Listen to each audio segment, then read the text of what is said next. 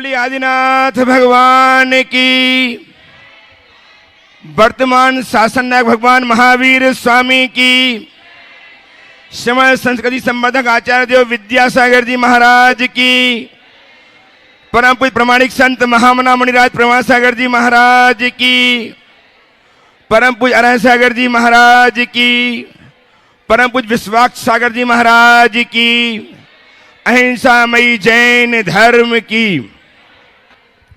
हजारीबाग के भव्य विशाल जिन मंदिर में विराजित जो गुरुदेव का गृह नगर है, इस धर्म सभा में विराजित सभी भव्यजनों एवं सुदूर अवस्थित पारस जिनवाणी एवं आदिनाथ चैनल तथा प्रमाणिक ऐप के माध्यम से अपनी शंकाओं के समाधान प्राप्त कर रहे सभी सुधीर श्रोताओं सम्यक दर्शकों, आज हम पुनः संबद्ध होने जा रहे हैं आचार्य भगवान विद्यासागर जी महाराज के परम प्रभावक शिष्य महामना मुनिराज प्रमाण सागर जी महाराज, जो जगत विख्यात हैं गुणायतन प्रणेता, संकर समाधान प्रवर्तक, भावना प्रवर्तक एवं संप्रदाय समय के रूप में, जिनकी वाणी को सुनकर के आप ही नहीं अपितु पूरा विश्व अपने जीवन को उन्नत करने में सफल हो पा रहा है। आज ऐसे चरणों से हम जुड़े। उसके पूर्व मैं चाहता हूं कि गुरुदेव का आशीष हम पर बड़े हस्त के रूप में आच्छादित हो। अतः मेरे साथ उच्चारें, नमोस्तु महर्षि, नमोस्तु महर्षि, नमोस्तु महर्षि। सत्य और संस्कृति का सजा भव्यतान कदम मिलाकर बह चले धर्म और विज्ञान, आत्मविकास का दिव्य सदन गुणायतन। परम पूज्य गुरुदेव की परिकल्पना गुणायतन कुछ ही माहों में संपूर्ण होने वाली है, लोकार्पित होने वाली है। और इसके लोकार्पण में कारण बन रहे आप, आपका सदाशय, आपकी उदारता ही वह संबल है जिसके कारण हम इतनी बड़ी योजना पूरी करने जा रहे हैं। आज भी जिन लोगों ने अपने आप को ऑनलाइन जोड़ा है, उन सबको मैं साधुवाद ज्ञापित करता हुआ निवेदन कर रहा हूं, आपको आह्वान कर रहा हूं कि आप अपने आप को यदि जोड़ना चाहते हैं तो गुणायतन से जोड़ें और अपने जीवन के श्रम से अर्जित धन को स्वर्णिम बनाएं। आज यहाँ गुरुदेव की प्रेरणा से परसों जब गुरुदेव ने अक्षय तृतीया के दिवस संत निवास की प्रेरणा आपको दी थी, उसमें बहुत सारे लोगों ने सहभागिता अर्जित की। आज भी श्रीमती प्रेमा जी टोंगिया अध्यक्ष महिला समिति, श्रीमती निर्मला जी चौहाड़िया मंत्री, श्रीमती शोभा जी लोहाड़िया कोषाध्यक्ष एवं पूरी समिति महिला समिति, इन्होंने अपने भाव व्यक्त किए संत निवास में एक आहार कक्ष बनाने का। सभी महिलाओं से निवेदन कि अपने स्थान में खड़े हों, गुरुदेव चरणों की अभिवंदना करें, आशीर्वाद प्राप्त करें, हम इनका सम्मान करें। बहुत बहुत साधुवाद। महिलाओं ने ऐसा अनूठा कार्य करने का संकल्प लिया है। 5 लाख की राशि इन्होंने संकलित करके प्रदान करने का भाव बना करके अपने जीवन को धन्य किया है। मैं बहुत बहुत साधुवाद ज्ञापित करता हूं। इनका सम्मान करने के लिए आमंत्रित कर रहा हूं। करताल ध्वनि सम्मान करें, आप लोग नमन निवेदित करें, आशीर्वाद प्राप्त करें और सभी लोग करताल ध्वनि लगातार अनुगूंज करें करताल ध्वनि की इनके सम्मान के लिए। महिला समाज की अध्यक्षा एवं मंत्राणी, इनका सम्मान करें। वहीं खड़े रहिए, वहीं। आज मैं आमंत्रित कर रहा हूं शिलान्यासकर्ता श्रीमती शकुंतला देवी के सुपुत्र आकाश जी, शिवानी जी, नक्श जी, गौरवी जी, सेठी परिवार को वे आए, गुरुदेव चरणों की अभिवंदना करें, आशीर्वाद प्राप्त करें। इन्होंने अनुपम कृत्य किया है। आ तो गए, आप लोग करते रहे, सम्मान करते रहे। यहाँ शकुंतला जी देवी, श्रीमान उनके सुपुत्र दिगंबर जैन समाज की अध्यक्ष एवं मंत्राणी, इन महिलाओं का जो महिला समिति की महिलाएं हैं, इनका स्वागत कर रही, सत्कार करें। आपकी तालियां लगातार बजती रहें। आप भी इस समिति में शामिल हों और इनके समान उदारता प्रकट करके अपने जीवन को धन्य करें। नक्श गौरवी कहां है? श्रीमान आकाश जी, शिवानी जी, जो सुपुत्र हैं शकुंतला देवी के, जिन्होंने आज महत् कार्य किया है, आधारशिला कूर्मशिला स्थापित करके शिलान्यास की, अपने जीवन को उन्नत बनाया है। ऐसे परिवार का हम सम्मान करेंगे। आए, गुरुदेव चरणों की अभिवंदना करें और इनका सम्मान करने के लिए मैं आमंत्रित कर रहा हूं दिगंबर जैन समाज के अध्यक्ष धीरेन्द्र जी एवं पवन जी बोहरा साहब को और नीलू जी विनायका, अमर जी विनायका, वे आए, सम्मान करें। तालियां बजाता लगातार बजती रहे आपकी। आइए साहब, नमन करो, नमस्ते करो। महिला समाज से मंत्राणी जी और अध्यक्षा जी आ जाएं सम्मान करने के लिए। श्रीमती शकुंतला देवी एवं श्रीमती शिवानी जी का कोई है नहीं है ना?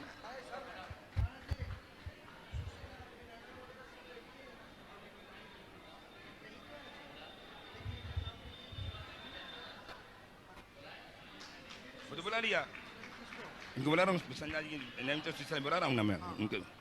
और एनसी जैन परिवार, विनायक का परिवार, जिन्होंने सुबह शिलान्यास करके जीवन को स्वर्णिम बनाया है, ऐसे परिवार श्रीमान नैमिचंद जी, सुशीला देवी, सुशील जी, बबीता जी, संजय जी, मीनाक्षी जी अपने पूरे परिवार के साथ आए, गुरुदेव चरणों की अभिवंदना करें, आशीर्वाद प्राप्त करें। इनका सम्मान करने के लिए दिगंबर जैन समाज हजारीबाग के अध्यक्ष, मंत्री एवं श्रीमान जाइए, आइए आप लोग करिए, सम्मान कीजिए, तालियां लगातार बजती रहें, आपकी तालियां बजाते रहें। तालियां बजाकर अनुमोदना करके आप उतना ही पुण्य संचित कर सकते हैं जितना इन्होंने दान देकर के किया है। संजय जी विनायक साहब आइए, ये भी आ जाए। संजय विनायक इस परिवार से बिलोंग करते हैं, वे भी आए और गुरुदेव चरणों की अभिवंदना करें, आशीर्वाद प्राप्त करें। आइए संजय जी विनायक साहब आगे बढ़े, सुनील जी का सम्मान करें, पवन जी यजमाना साहब करिए, ये लो। और सब अपने स्थान में पहुंचते जाएं, सम्मान स्वीकार करके अपने स्थान में पहुंचे।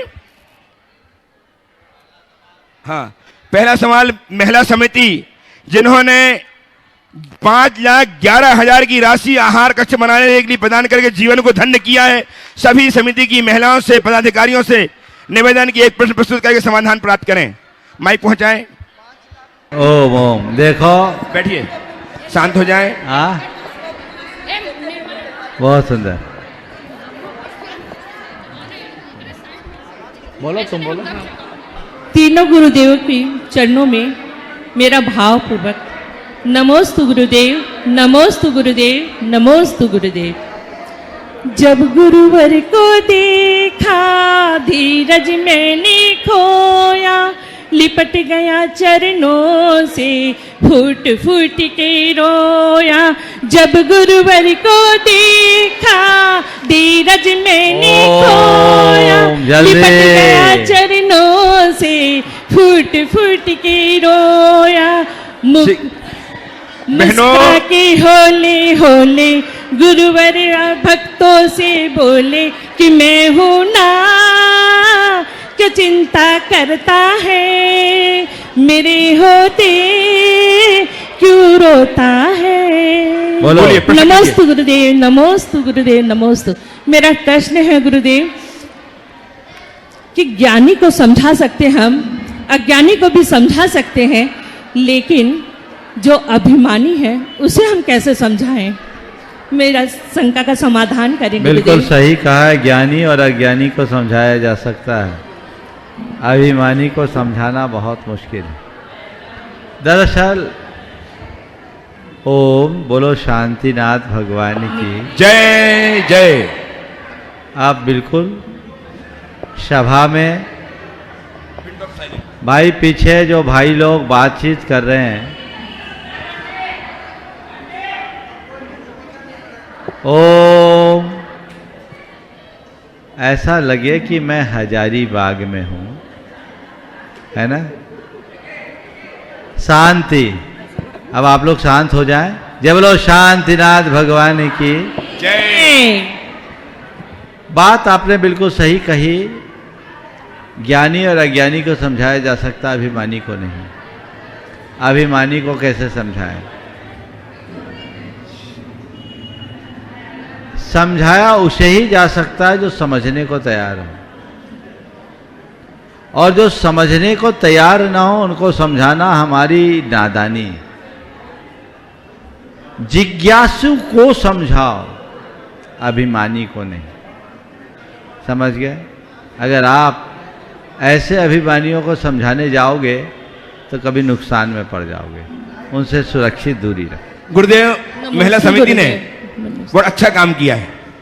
5,11,000 की राशि देकर के आहार कक्ष बनाने का भाव बनाया, व्यक्त किया, सम्मान किया, सम्मान हुआ, अच्छी बात है। लेकिन मैं समझता हूं महाराज श्री कि 5,11,000 आहार कक्ष बनना मुश्किल है। इस राशि को, इनके पास चाबियां हैं घर की, ऐसा आहार कक्ष बनाएं, ऐसा आहार कक्ष बनाएं कि लोग अगर देखें, हमने जगह जाकर के ऐसा आहार कक्ष बनाएं जैसा आपने बनाया है।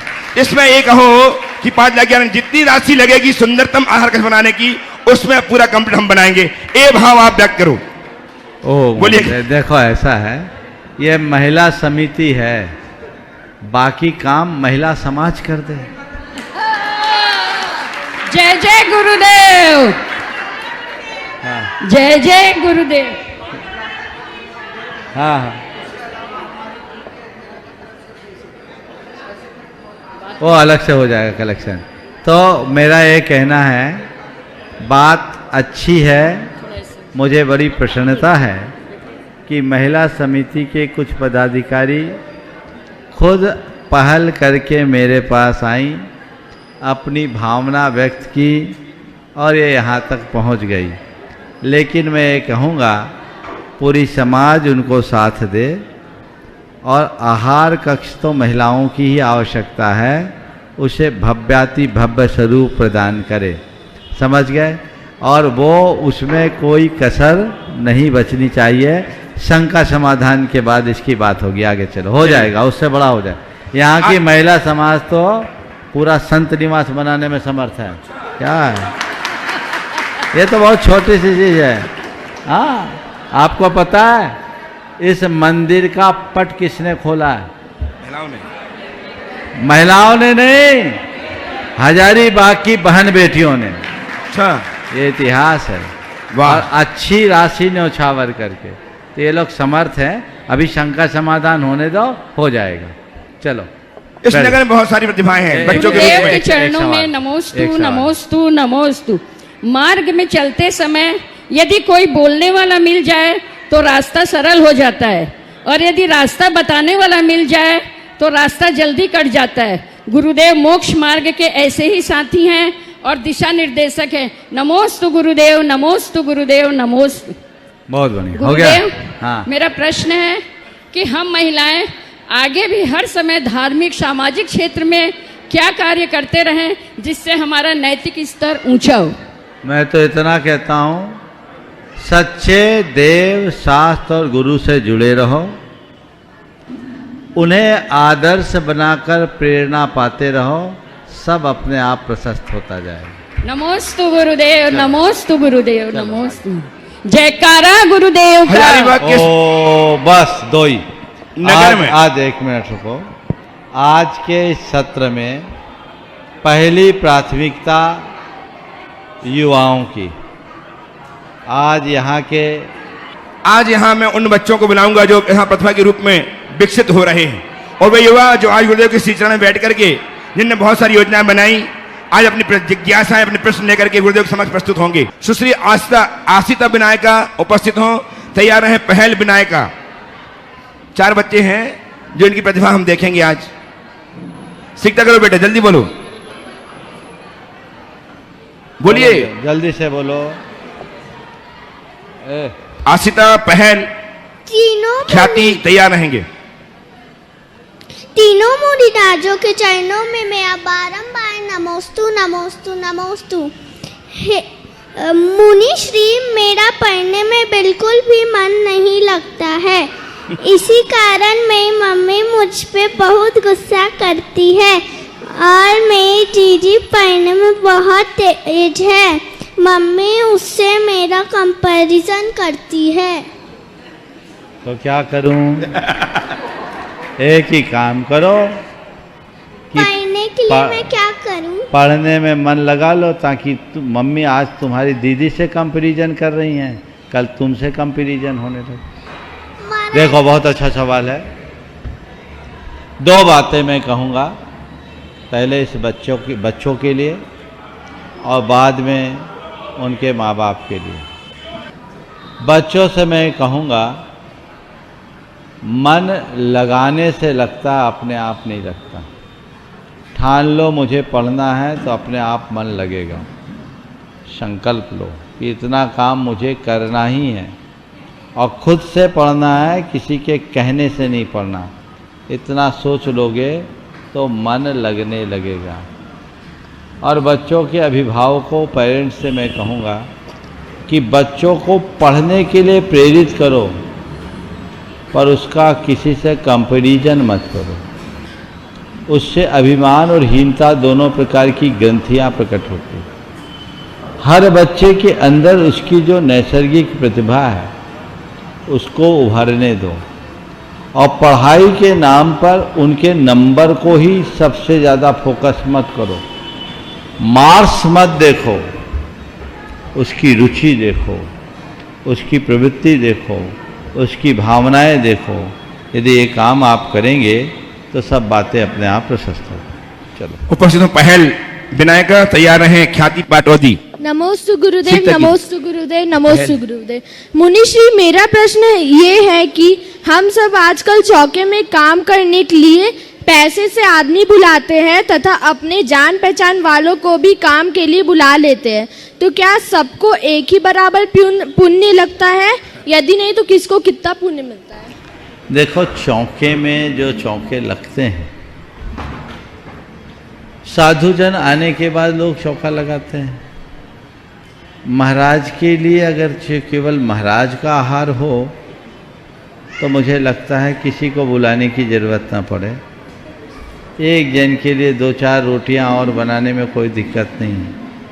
पर आप लोग जब चौका लगाते हैं तो 2500 को रोज़ बुला लेते हैं, उन सबका भोजन कराते हैं। और जब इतने लोगों को भोजन कराना है तब एकल परिवार है, किसी एक के वश की बात नहीं रहती, वह भी शुद्धता से। उनको सहायकों की ज़रूरत होती है। और स्वाभाविक रूप है, जब चौके लगते हैं बहुत सारे व्रती भाई बहन आ जाते हैं, उनको भोजन कराना आपका कर्तव्य है। आप जिनके घर चौका लगते हैं उनको देखो, उनका नंबर आते आते 12 और 1 बजते हैं। 20-20, 25-25 लोग कम से कम, ज़्यादा भी हो जाते हैं। तो इस उद्देश्य से यदि सहायक के रूप में किसी को बुलाया जाए तो वो दोषप्रद नहीं है। पानी भी बहुत दूर रहता है, सब जगह कुआं का पानी सुलभ नहीं, तो सहयोग के लिए बुलाने में दोष नहीं। और अपने परिचितों को भी बुलाने में कोई दोष नहीं। और जो जाते हैं उनको भी पुण्य का लाभ मिलता है, क्योंकि हमारे कृत, कारित और अनुमोदन बताया। समझ गए? हमने खुद किया, कराया, और किया, कराया या करने वाले का अनुमोदन किया, बराबर है। तो अगर किसी के चौके में ऐसी व्यवस्थाएं हैं,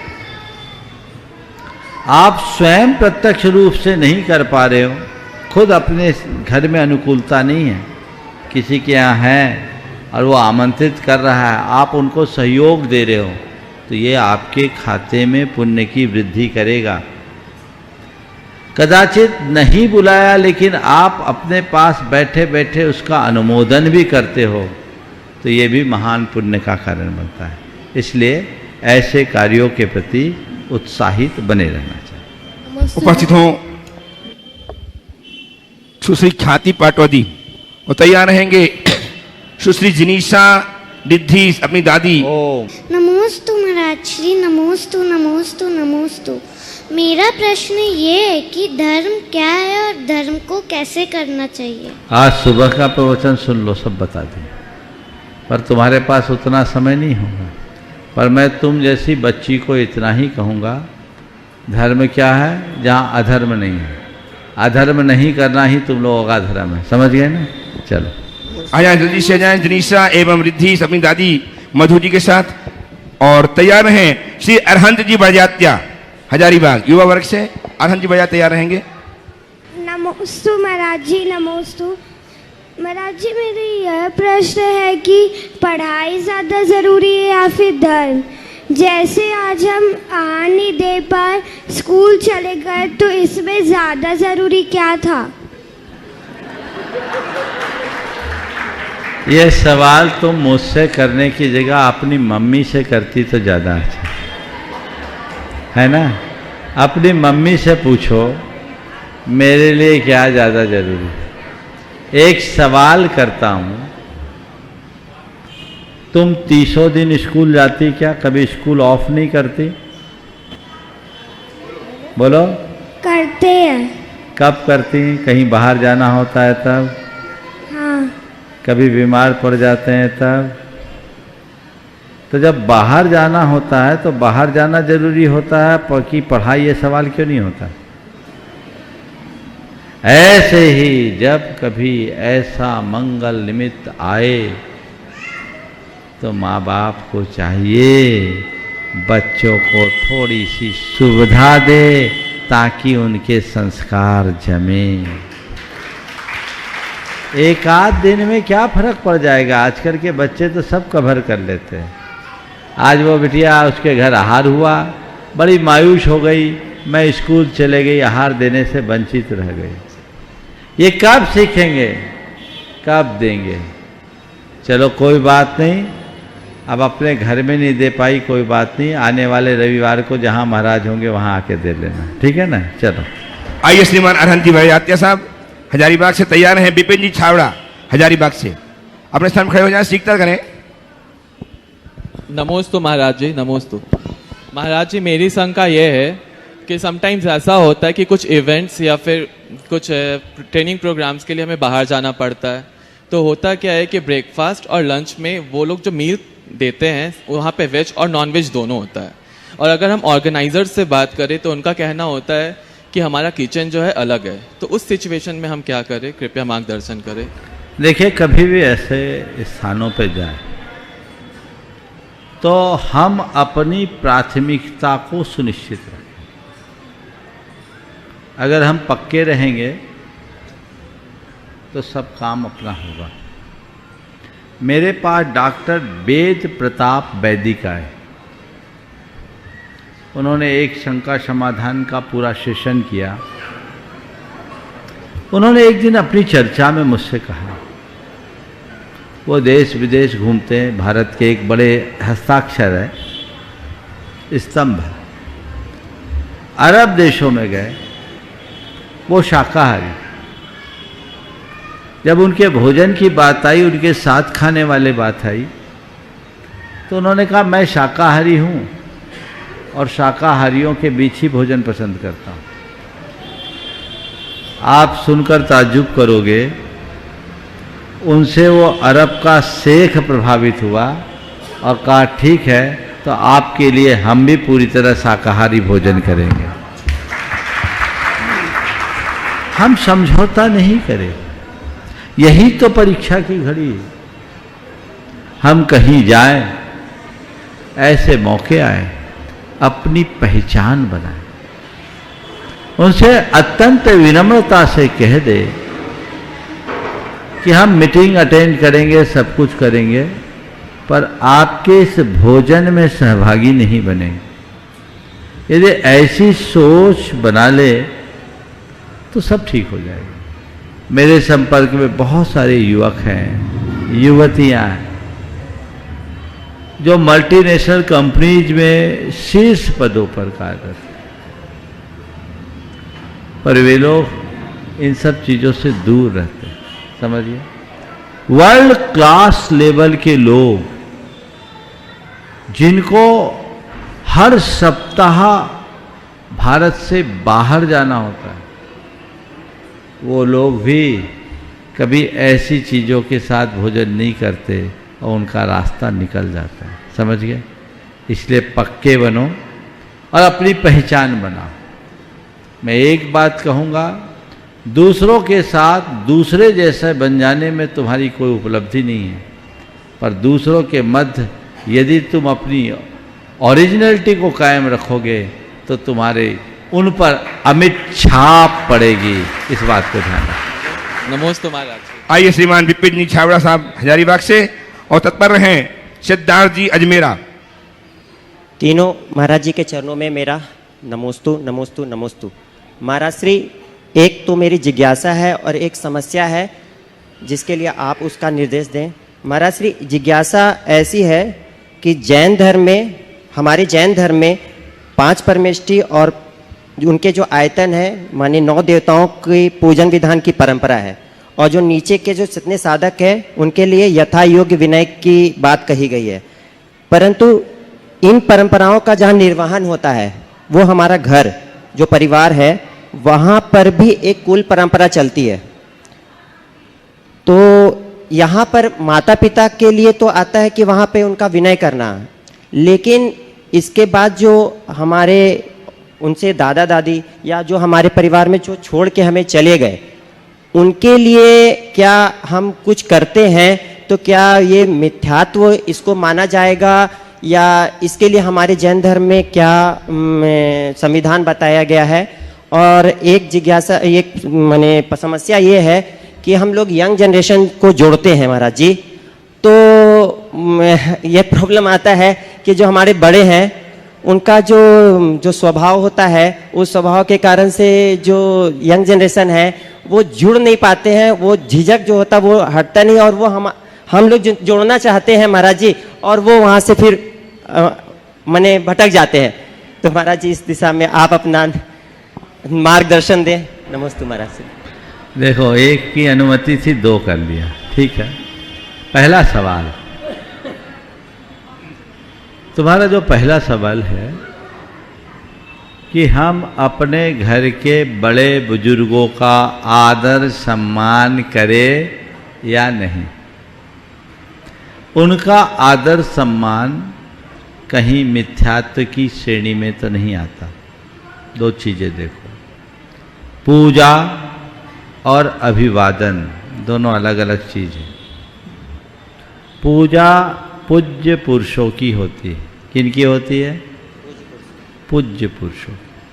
हमारे पूज्यों में पंच परमेष्ठी हैं या 9 देवता हैं। वे ही हमारे आराध्य हैं, वे ही हमारे आदर्श हैं। उन्हें ही हम अपनी आत्मा का कल्याणकारी मानकर पूजते हैं, उनको अर्घ्य चढ़ाते हैं, उनको पूजते हैं। लेकिन अभिवादन एक लौकिक शिष्टाचार है, उसमें हम अपने बड़े जनों का सम्मान करें, उसमें कोई दोष नहीं। अपने माँ बाप को प्रणाम करना, दादा दादी को प्रणाम करना, लौकिक गुरुजनों को प्रणाम करना, या अपने से वरीय जनों का सम्मान करना, ये विनय गुण है। यहाँ सम्यक्त और मिथ्यात्व की बात उचित नहीं। आगे जो सबसे महत्वपूर्ण है कि वे यहाँ उपस्थित नहीं हैं, परलोक सिधार गए, फिर भी हम उनके नाम से उनकी पूजा अर्चा करें तो ये गलत है। उनकी पूजा अर्चा करना गलत है, पर अपने बाप दादाओं के प्रति सम्मान और श्रद्धा प्रकट करना गलत नहीं है। हम उनके वंशज हैं, हम उनके आदर्शों में जी रहे हैं, हम उनके संस्कारों को प्रणाम करते हैं। ये लोकाचार है, लेकिन उनको हम भगवान की तरह पूज लें नहीं। अपने पिताजी को कोई पूज्य कह दे, अपने दादाजी को कोई पूज्य कह दे तो कोई गलत नहीं है, क्योंकि वह सत्कार के योग्य हैं। पूजा सत्कार का भी द्योतक होता है, और एक अष्टद्रव्य से हम जिनकी पूजा करते वो अलग है। पर बहुत जगह कुल देवता के नाम पर अनेक प्रकार के ठट कर्म होते हैं। भोजन पानी चढ़ाया जाता है और क्रियाएं करते हैं, पूरा पूजा पाठ होता है। ये अज्ञान है। जीते जी तो पानी के लिए नहीं पूछा, और मर जाने के बाद ठट कर्म। सच्चे अर्थों में ये सब उनकी प्रति होने वाले बहुमान के कारण नहीं हो रहा है, ये सब डर के मारे हो रहा है। नहीं करेंगे तो ऐसा हो जाएगा। तो जो डरपोक है वो धर्मी है ही नहीं। दृढ़ धर्मी बनो, वस्तु स्वरूप को समझ करके चलो तो कहीं कठिनाई नहीं होगी। ठीक, अब तुम्हारी दूसरी समस्या, ये शिकायत प्रायः हर जगह होती है। हर समाज में कुछ लोग होते हैं जो मंदिरों में शुरू से पूजा पाठ आराधन आदि धार्मिक क्रियाएं करते हैं, उन्हें सब कुछ आता है, वे अग्रणी होते हैं। पर कभी कभी ऐसा कुछ लोगों के साथ जुड़ जाता है जो अग्रणी होते हैं, वे उसे अपना अधिकार जैसा बना लेते हैं। भगवान को विराजमान करूंगा तो मैं ही करूंगा, पहला कलश करूँगा तो मैं ही करूँगा, दूसरा ले ले तो उसके हाथ से छीन लूँगा, उसको टोक दूँगा। इससे बहुत राग द्वेष होता है। मुझे नहीं मालूम यहाँ क्या होता है, लेकिन ऐसा कई जगह होता है। हो सकता आपके यहाँ भी हो, क्योंकि सब एक ही हैं, सब एक ही थैले के चट्टे बट्टे हैं, अलग से तो है नहीं। तो हो सकता है ऐसा होता है, ये उचित नहीं। इसके साथ ही कई जगह ऐसा होता है कि कोई नया आदमी आया, उससे कुछ गलती हो गई, उसे टोक दिया जाता है, तो उससे उसका मन आहत होता है, फिर वो आना बंद कर देता है। मैं औरों का उदाहरण नहीं देता हूँ, मैं खुद भुक्तभोगी हूँ। हजारीबाग से बाहर तो कई बार सुनाया, आज हजारीबाग के इस मंच से सुना देता हूँ। मैं 7वीं क्लास में पढ़ता था। यहाँ जैसा मैंने देखा सीखा वैसा करता था। प्राय बड़े बुजुर्ग जितने थे सब खड़े खड़े भगवान को ढोक देते थे। अभी भी बहुत लोग ऐसे ही हैं, उनके कमर में दर्द हो शायद, तो भगवान को खड़े खड़े प्रणाम करते। यहाँ बाजू में चतुर्मुखी भगवान विराजमान थे। उस समय शायद महावीर स्वामी की वेदी नहीं थी। मैं भगवान को ढोक दिया। वहाँ बसंती बाई जी थी, यहाँ की एक बड़ी प्रमुख बाई जी थी, वो वहीं सामने बैठ के पूजा करती थी।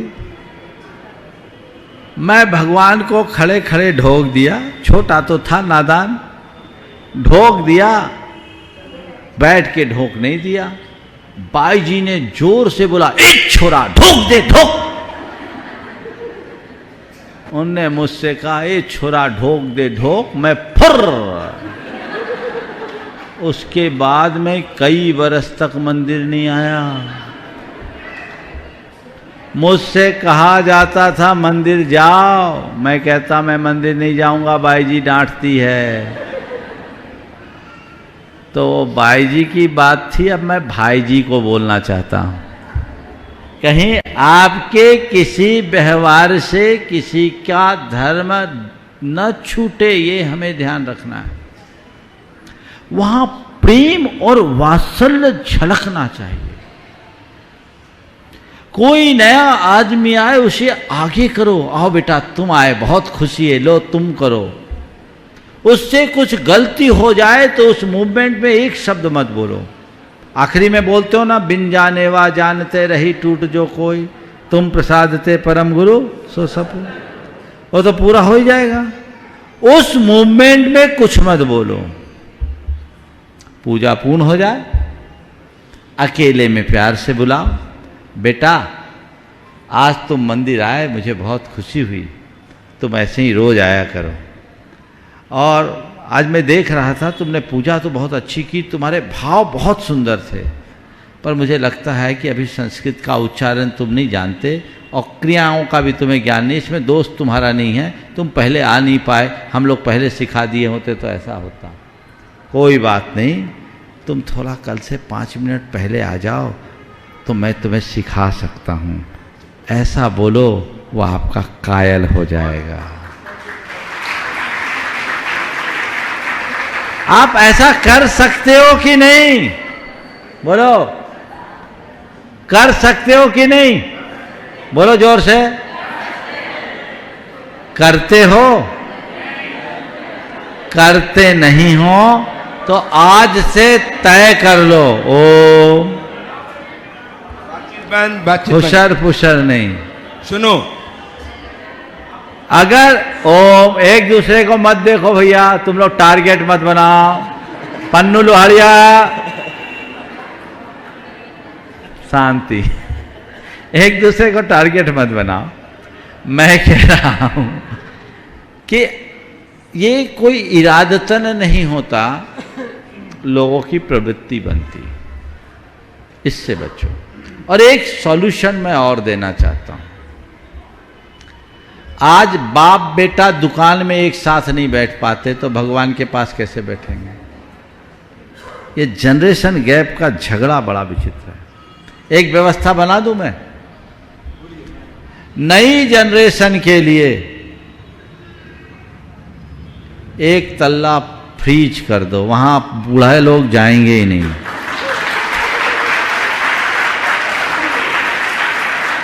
वहां नौजवान पूजा अर्चा करें, एकदम ठाट बाट से करेंगे। युवा लोग बहुत अच्छे से करते भी हैं, भाव से करेंगे, लोगों को ट्रेनिंग मिलेगी। हो सकता है कि नहीं हो सकता? हो सकता है। हाँ, कौन सा तल्ला करें? ऊपर, बस सबसे ऊपर तुम लोग संभालो और आ करके फिर जहां पूजा करना चाहो वहां कर लो। लेकिन नीचे भी कोई आए तो उसको अच्छा फील हो, वो बाईजी वाला हाल ना हो, ये ध्यान रखना है। चलिए महाराज जी, एक चीज और जानना है। जैसे हम लोग शांति धारा करते हैं, शांति धारा करने के बाद भगवान को अर्घ चढ़ा देते हैं, कोई साधर्मी आ जाते हैं तो मेरा भाव रहता है कि तुम भी कलश कर लो। लेकिन एक दो लोग टोक देते हैं, नहीं कोई नहीं करेगा, तो उसमें उनका मन आहत होता है। तो देखो ऐसा है, इन सब में इतना हार्ड एंड फास्ट रखना ठीक नहीं। कोई नया नवेला आया, अव्वल तो व्यक्ति को पहले आना चाहिए, पर एक आध मिनट का अंतर आया, आ गया, अर्घ चढ़ाते ही चढ़ाते आ गया है, तो अवसर दे देना चाहिए। बल्कि एक सलाह और है, अर्घ चढ़ाने में हड़बड़ी नहीं करना चाहिए।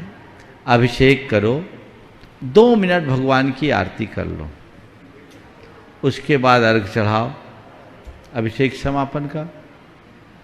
शांति धारा के बाद अर्घ चढ़ा के अभिषेक कर सकते हो, लेकिन अभिषेक समापन का अर्घ चढ़ाने के बाद अभिषेक मत करो। फिर ऐसा व्यक्ति आ जाए तो उसको ये मत बोलो कि अभिषेक नहीं कर सकते, उससे कहो बेटा तू लेट हो गया, चल आज भगवान के चरण छू ले, कल टाइम पर आ जाना। प्रक्षाल तू कर ले, कल टाइम पर आ जाना, उसका भी मन रह जाएगा। शांति धारा हो गई, अब नहीं आ सकते। ये जो पुलिसिया भाषा है ना, कौन सी भाषा? ये भाषा खतरनाक है, इससे बचना चाहिए। चलिए, सिद्धार्थ जी अजमेर उपस्थित हों, तैयार हैं संकेत जी चौधरी।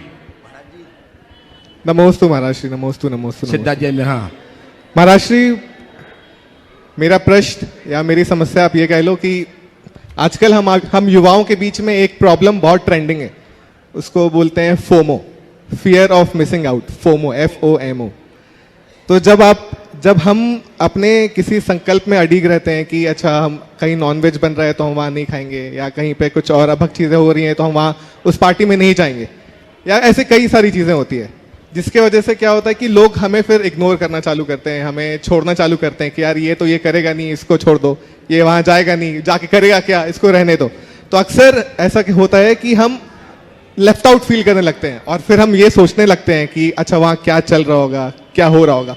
तो हम इससे कैसे निकले बाहर कि हमें वो जो समस्या है, वो जो प्रॉब्लम है, वो हमें परेशान ना करे बाद में। फिर देखिए, कई बार ऐसी स्थितियां बनती हैं और जहां ऐसी स्थितियों की संभावना है उसके बारे में हमें पूर्वानुमान लगा लेना चाहिए, और हमें पता है कि वहाँ ऐसा हो सकता है, तो पहले से अपनी मानसिकता तैयार रखनी चाहिए और तय मान करके चलना चाहिए कि वहाँ हमें जाकर क्या करना है और क्या नहीं करना। जो हमें करना है वो हमें कर लेना चाहिए और जो नहीं करना है उसे छोड़ देना चाहिए। समझ गए? तो दुविधा नहीं होगी। आधी अधूरी जानकारी लेकर यदि हम कहीं ऐसी जगह जाते हैं तो मन में ऐसी दुविधाएं आती हैं।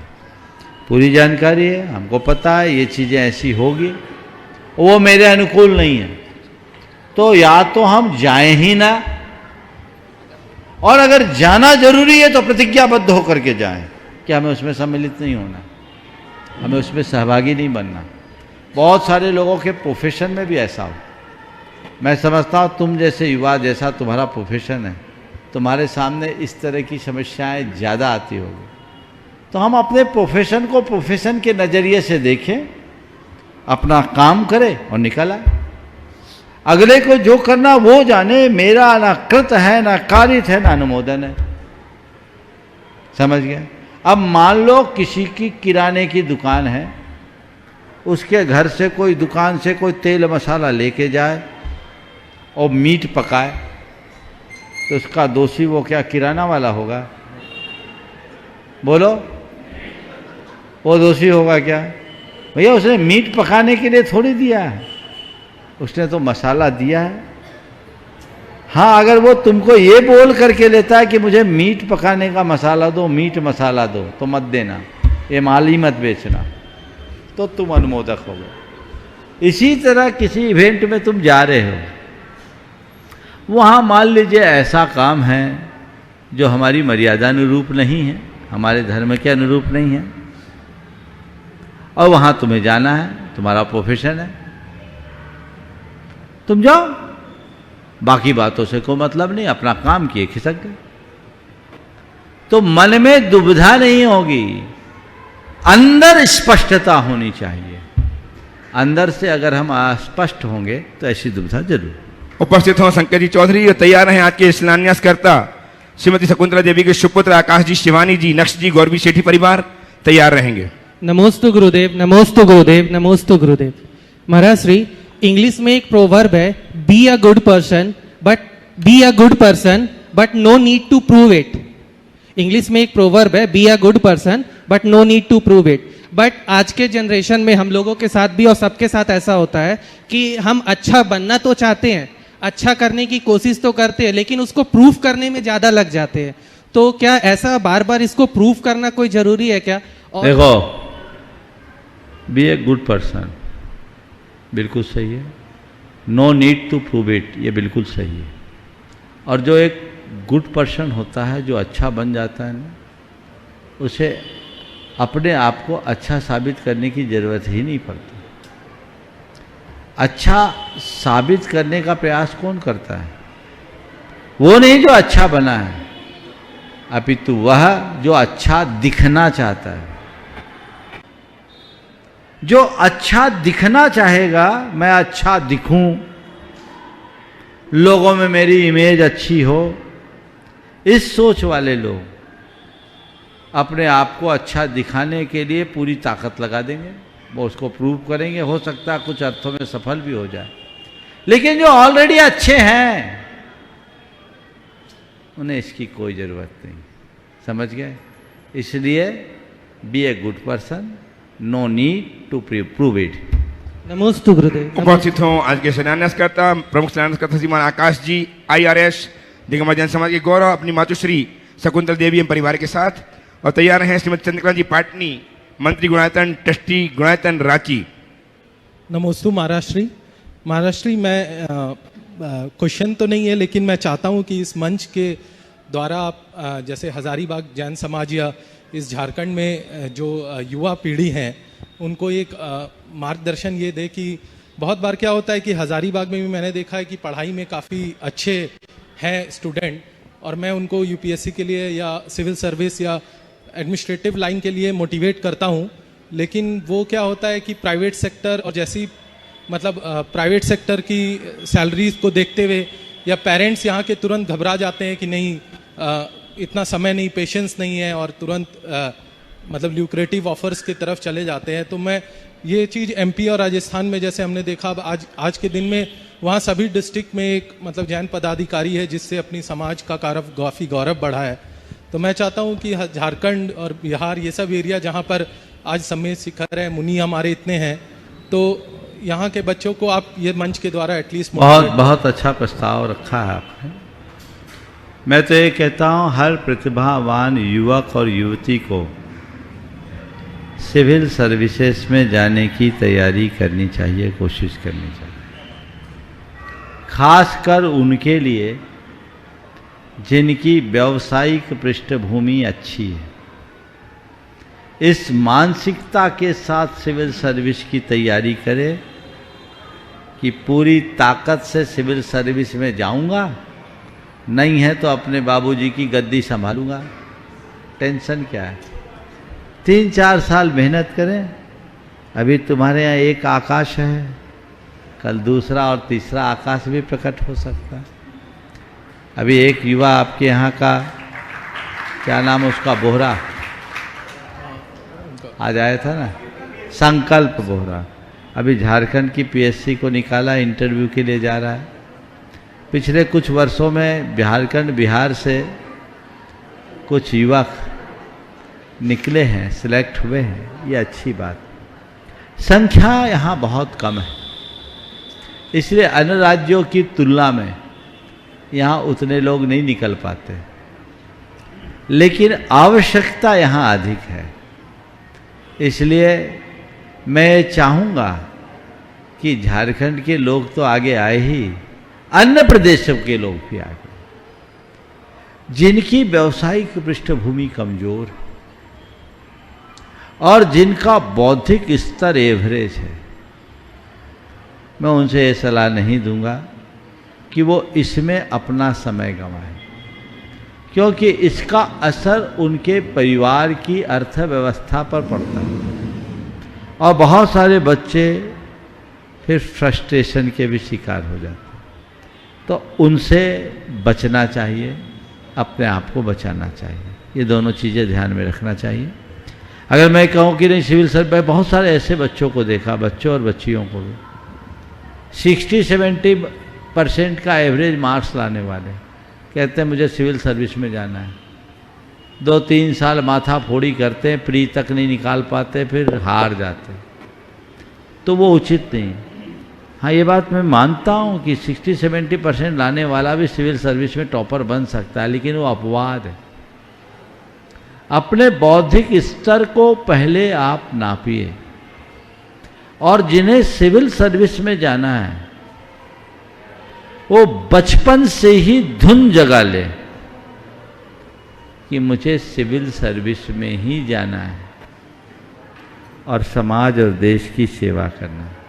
उसके लिए अपनी मानसिक तैयारी रखें, और जो लोग इस क्षेत्र में आकाश की तरह आगे बढ़ें, उनसे समय समय पर मार्गदर्शन लें ताकि आगे बढ़ा जा सके। क्योंकि एक भी अधिकारी यदि इस क्षेत्र में आगे बढ़ता है तो समाज और संस्कृति की रक्षा में वो बहुत सहायक होता है। हमें इसके लिए बहुत प्रयास करना चाहिए और तत्परता से जुटना चाहिए। उपस्थित हों श्रीमती चंद्रकला जी पाटनी, सुसाहिब कराची, और तैयार रहेंगे श्रीमान विकास जी, निकेश जी, राजीव जी, नितिन जी पाटोदी अपने अन्य युवक साथियों के साथ एक साथ खड़े हो जाएं। सब जितने युवक हैं जो शेष रह गए हैं एक प्रश्न करेंगे, सभी तैयार हो जाएं। तीनों मुनि राजों के चरणों में नमोस्तु। महाराज श्री संत कहते हैं कि जिसके पास भेद विज्ञान नहीं वो दृष्टि वाले होते हैं, जिसके पास भेद विज्ञान नहीं वो दृष्टि वाले होते हुए भी अंधे होते हैं। तो वो दृष्टि कहाँ से लाएं जिसमें भेद विज्ञान हो? जिसके पास भेद विज्ञान नहीं वह दृष्टि वाले होने पर भी अंधे होते हैं। वह दृष्टि कैसे लाएं जिसमें भेद विज्ञान हो? सबसे पहले भेद विज्ञान शब्द को समझो। भेद का विज्ञान, भेद का मतलब अंतर भी होता है और भेद का मतलब रहस्य भी होता है। अंतर को जाने, फर्क को जाने या रहस्य को जाने। शरीर और आत्मा दोनों भिन्न भिन्न हैं, ये भेद जाने, इसका नाम भी भेद विज्ञान है। और आत्मा शरीर से भिन्न स्वतंत्र एक शुद्ध तत्व है, इस भेद यानी रहस्य का विज्ञान करे, इसका नाम भेद विज्ञान है। तो जिसके जीवन में ये रहस्य प्रकट होता है वही अपने जीवन की वास्तविकता को समझने में समर्थ हो पाता है। तो वास्तविकता समझने के लिए हमें क्या करना है? निरंतर इसकी भावना भानी है। दूसरे शब्दों में कहूँ, हीरे को परखने के लिए क्या करना पड़ता है? बोलो, हीरे की परख कौन करता है? जौहरी। और जौहरी बनने के लिए क्या करना पड़ता है? जौहरी के पास रहो, जौहरी के संसर्ग में रहो।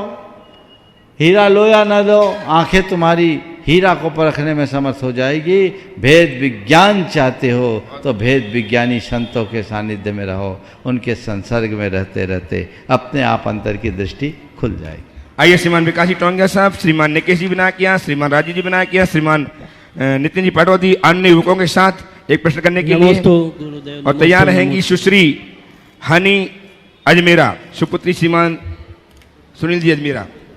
महाराज श्री, आज जो युवा लोग हैं अपने जैन सिद्धांत को भूलकर भौतिक साधनों की ओर अग्रसर हो रहे हैं, तो मेरा कहना है कि जो अपने जैन लोग जो जैन युवा है उनको मतलब अपना आचरण कैसे करते हुए वो अपना निर्वाह करे, इसके ऊपर मार्गदर्शन दें महाराज। देखिए, बहुत अच्छा सवाल।